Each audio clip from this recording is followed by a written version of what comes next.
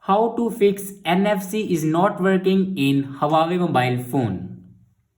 So let's start the video. First of all, open settings. In settings, click on more connections. On top, you can see the option NFC. Now click on NFC and turn on your NFC. After turning on your NFC, then go back to your home screen and restart your device. For restart your device, press and hold power button and then click on restart. After restart your device, then open settings and scroll down and click on system and updates. And then click on software update. Now here you can check your latest version will be updated or not.